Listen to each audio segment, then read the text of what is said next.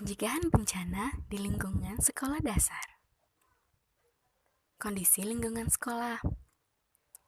Terdapat permukiman warga yang padat penduduk. Terdapat sungai yang airnya hitam. Adanya sampah yang berserakan di sungai.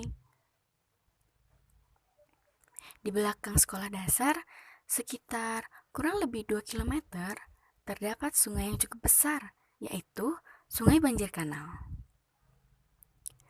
Kondisi sekolahan baik dan bangunan sekolahan sudah permanen dan kuat karena terbuat dari susunan batu bata.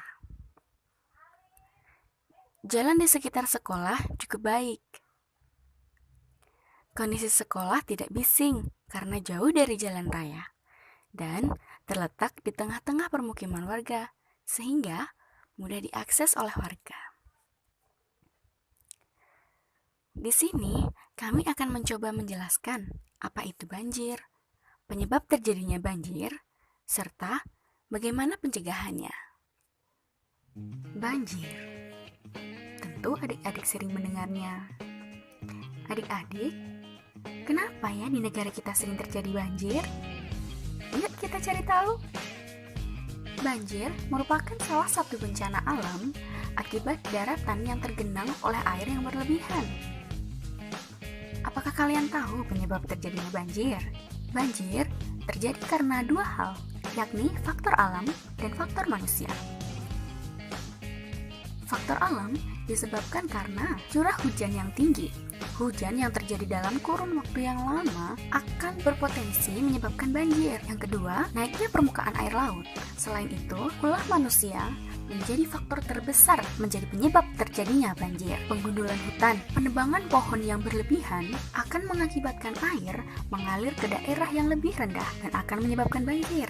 Lalu, pemukiman di bantaran sungai. Pemukiman yang didirikan di bantaran sungai membuat sungai rentan terjadi pendangkalan. Tingginya aktivitas pembangunan di sekitar aliran sungai dapat menyebabkan terjadinya banjir dan budaya masyarakat yang sering membuang sampah sembarangan. Lalu, tumpukan sampah yang terjadi di sungai membuat aliran air meluap dan berakibat banjir.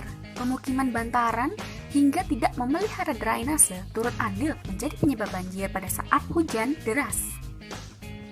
Bencana banjir dapat dicegah loh adik-adik. Bagaimana caranya? Contohnya, dengan menghentikan pembalakan liar, menggalakkan penghijauan untuk menambah resapan air, menghindari pembangunan di daerah dataran sungai dan dataran rendah atau cekungan, serta bijak mengelola sampah dengan membiasakan membuang sampah di tempatnya dan membersihkan sampah di sungai dan aliran air yang lain.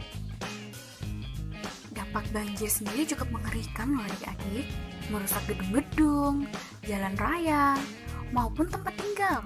Selain itu, banjir juga dapat menimbulkan terjadinya erosi, bahkan tanah longsor, serta pencemaran lingkungan. Tidak hanya itu adik-adik, kotoran dan binatang yang terbawa air banjir dapat menimbulkan berbagai penyakit. Apa kalian tahu penyakit yang timbul saat dan setelah banjir? Penyakit yang dapat timbul saat dan setelah banjir itu antara lain penyakit pencernaan, diare, muntaber, disentri, kolera, serta tifus. Lalu ada penyakit demam berdarah. Penyakit ini umumnya terjadi akibat banyaknya genangan air yang berpotensi menjadi tempat berkembang biaknya nyamuk. Nyamuk apa? Nyamuk Aedes aegypti sebagai nyamuk penyebab demam berdarah. Selanjutnya, infeksi saluran pernafasan atas atau ISPA.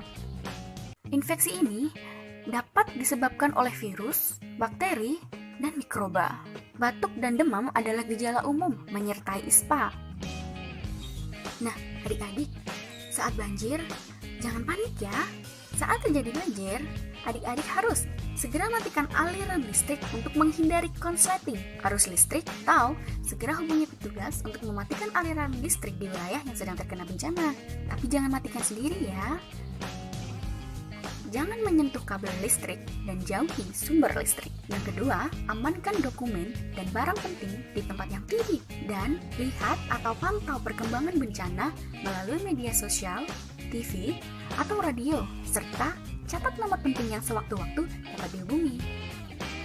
Yang ketiga, apabila skala banjir meningkat, segera mengungsi ke daerah yang aman, daerah yang lebih tinggi, atau lokasi atau posko yang telah disediakan oleh pemerintah maupun tim relawan. Hindari arus besar dan hewan berbahaya yang hanya terbawa air. Jika genangan air terus meninggi, hubungi instansi yang terkait dengan penanggulangan bencana.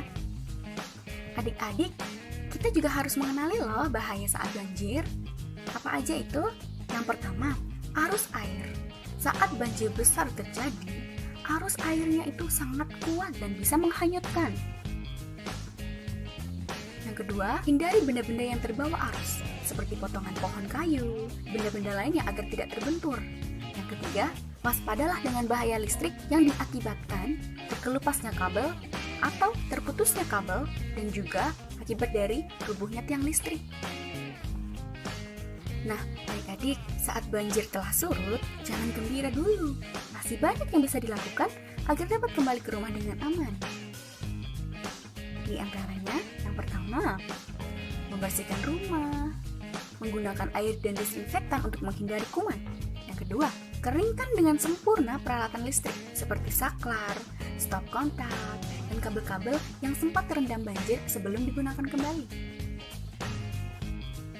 Yang ketiga, bersihkan tempat penyimpanan air, bersihkan dapur, dan peralatannya dengan baik dan hati-hati. Yang keempat, gunakan sepatu boot dan sarung tangan untuk membersihkannya. Setelah membersihkan rumah dan sekitarnya, hindari bermain-main di area yang sudah dibersihkan. Yang kelima, jangan lupa menjaga keseimbangan lingkungan dengan menanam pohon. Nah, adik-adik, itu seputar informasi tentang banjir. Adik-adik jangan lupa ya untuk menerapkan 3A. Amati, antisipasi, amankan. Amati lingkungan, antisipasi banjir, dan amankan dirimu dan keluarga Anda. Sekian.